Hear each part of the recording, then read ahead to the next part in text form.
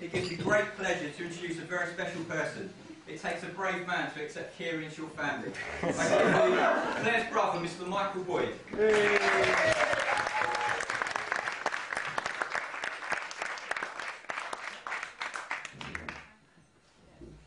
Thank you, James.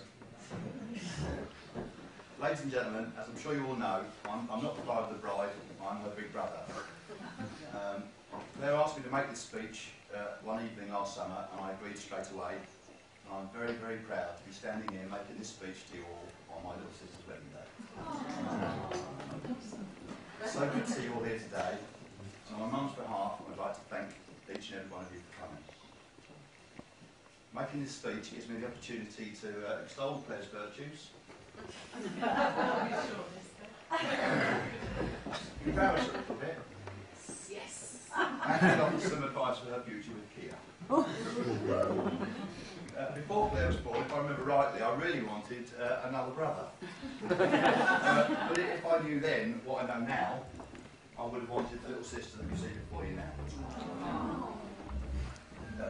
When Claire was born, she was 6 days late, which in my experience is a trait which she hasn't carried forward.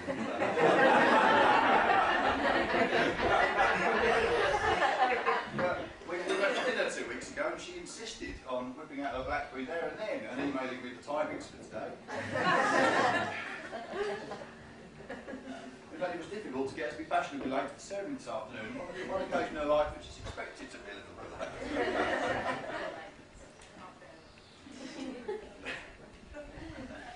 Claire has always put 110% into everything she's done. I can remember the day that she came home from school when she was 5 years old, and she asked her mum if she could go to ballet class that night. She made an instant impression when she went, and her first ballet teacher would have been so impressed with everything she's achieved in her career. Our parents have always supported Claire, Andrew and I, in our respective fields. And for years, our mum and dad used to get up at 5 or 6 o'clock on a Saturday morning and drive Claire to Hammersmith to the Royal Ballet School Junior Associates. And she made the entire family incredibly proud when she was accepted into the Royal Ballet School, where she stayed for her entire school career.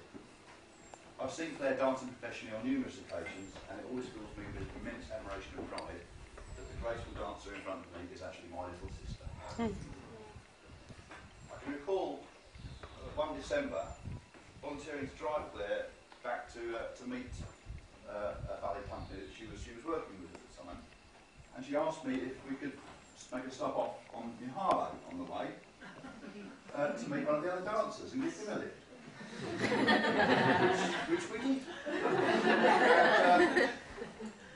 We drove to Harlow and we picked this other dancer up, who was, you probably guessed, was Kia. And we drove towards Broadstreet Spa, and we stopped up in Stratford and had lunch in Stratford, and then I drove them on to Droitwich and dropped them off, and I saw them dancing that night. And although Claire hadn't said anything at the time, I could tell there was a rapport between the pair of them, and it came as no surprise at all when they finally got together. Since then, they've spent time living together in Newport, and more recently in their house in Colchester. And they've also had spells living apart because of the nature of the work they both do. And the fact their relationships endured through those periods apart is a testament, I'm sure, to the strength of their relationship, and I'm sure stands them in good stead for the future. I'm very pleased to have Kia as a brother-in-law, doubly so as he's a Liverpool supporter.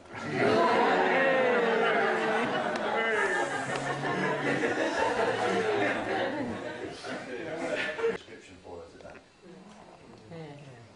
Now, as I have the floor, I have an opportunity to embarrass Claire ever so slightly.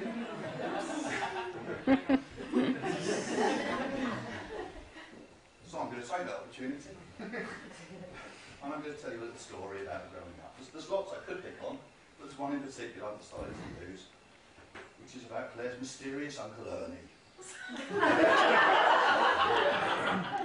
Now, just in case you don't know, Melanie is the name of the machine which picks out the winning premium bond. And it's in capital. Our dad had a very modest investment in premium bonds, and once a month he'd absent-mindedly ask himself out loud whether Uncle Ernie's Blackpool would be writing to him that month. Claire had absolutely no idea. None at all. She thought she actually had this mysterious Uncle Ernie. I'm still waiting for the cheque. We never visited him, he never visited us, and he certainly never wrote to us. I can tell you that Claire was in her 20s when she found out that she I won't do that because it's embarrassing. However, I do have a little present for them, which is a modest investment in premium bonds from me to you, which means that one day, hopefully, Uncle Ernie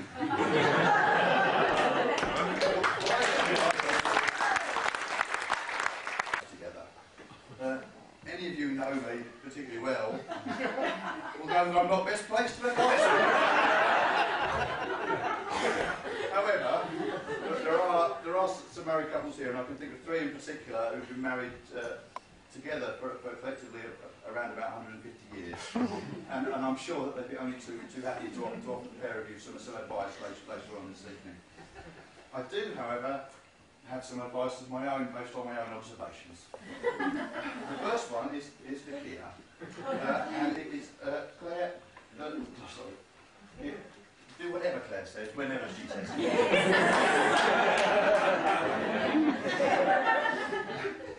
And the next bit of advice is my gorgeous little sister, which is please stay out of the kitchen and leave the cooking to Kia.